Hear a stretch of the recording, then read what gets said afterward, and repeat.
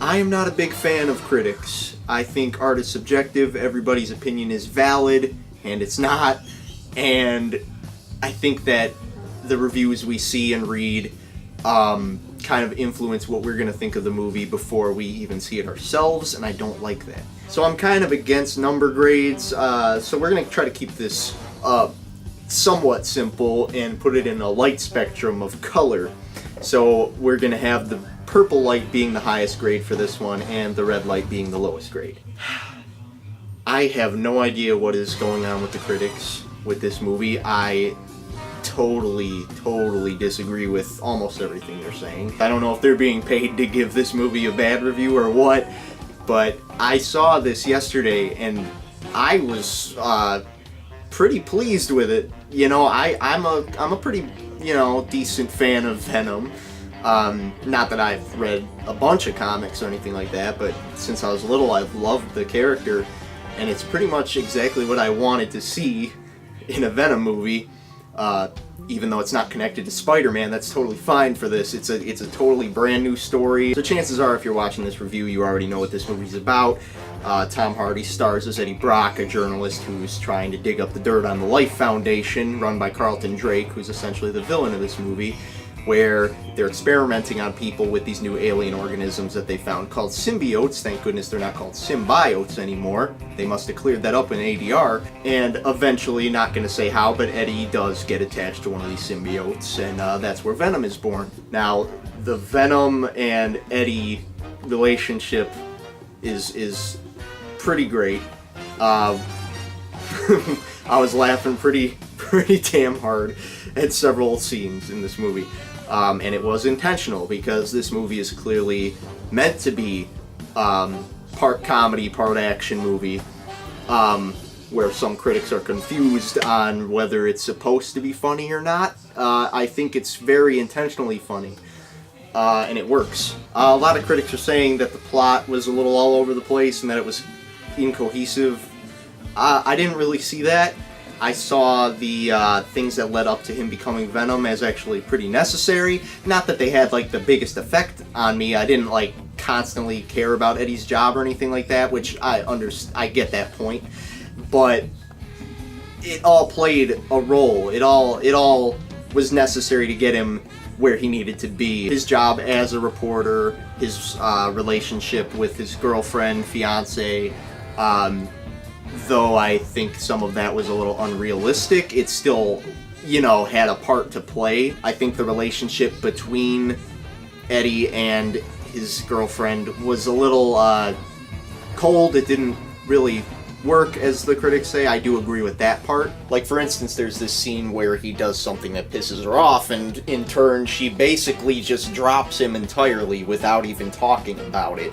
I just don't think that's realistic. At the least, she'd call him back a month later and they can at least have a session where they discuss what they can work out, but that didn't happen. I think you probably could have had the whole movie without her, and it still would have worked. But aside from that, everything serves its purpose, getting Eddie to that Venom stage. And when that happens, the movie really takes off. I think Eddie and Venom's relationship it's just hilarious. And Carlton Drake as a villain, though a lot of critics are saying his character was not compelling, I actually disagree. I thought every time I saw him, I did want to see what was going to happen. I was very interested in his storyline, and for the most part it paid off. I think the ending battle was a bit short. It didn't really have the impact it probably was going for, but it didn't really hurt the film for me. But I think people forget, you know, real people don't constantly show these like angry bits in their face. They don't constantly show these like, oh, I'm evil, I'm conniving. His motivations were very clear. His performance, I feel, was a little more internalized, but it's not a bad thing. It was just how people portray themselves to other people realistically, I think, sometimes. So I had no problem with this villain. I really liked him. So yeah, I pretty much enjoyed every moment of this movie. I don't see what the critics are talking about. Like, I can agree with certain points, but it shouldn't bring the score down as much as they're saying it did. Like, one thing for me, I'm not a fan of CGI at all. I think if you can do something practically, and I think a lot of times you can and they just don't, you know, it works way better. I think the CGI in this movie was CGI. It was not the best CGI either, but it wasn't like, it didn't take away. I was still invested. There are some CGI movies where it really is blatantly in your face and you're just never in it, you know? This movie, I was still in it the whole time. I just don't appreciate so much CGI. It's like, what happened to practical effects? I remember a lot of the portions of like the old Spider-Man movies, they actually were practical effects, you know, Doc Ock's arms and Green Goblin, and it worked, I think, a little better. I wish movies would do that a little more today. I won't give away how the movie ended, but I think it was perfectly satisfying. There's a few things in the movie that I have questions about that didn't really make sense to me, or maybe I just kind of missed something. Like, for instance, how there's a symbiote in this movie that kind of jumps from one person to the other. And though you're seeing a lot of people getting hurt from these symbiotes in Carlton Drake's lab, you know, these experiments really aren't working, yet there's a symbiote over here that can just jump from person to person without any problem and it's working. I don't really understand that. Again, it's not like it hurt the experience that much, it was just kind of a lingering question I had.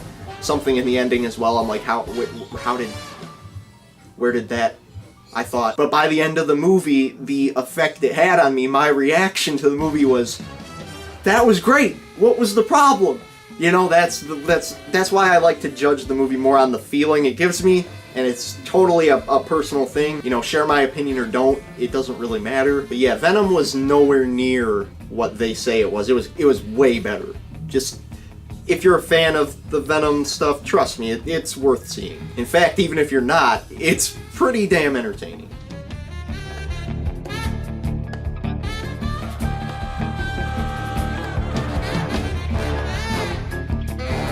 I also feel I should mention that throughout most of the first act of this movie, Eddie is wearing a blatantly obvious Illuminati shirt. This is something you'll find in almost every media property these days. Enjoy the movie, just don't fall victim to subliminal messaging.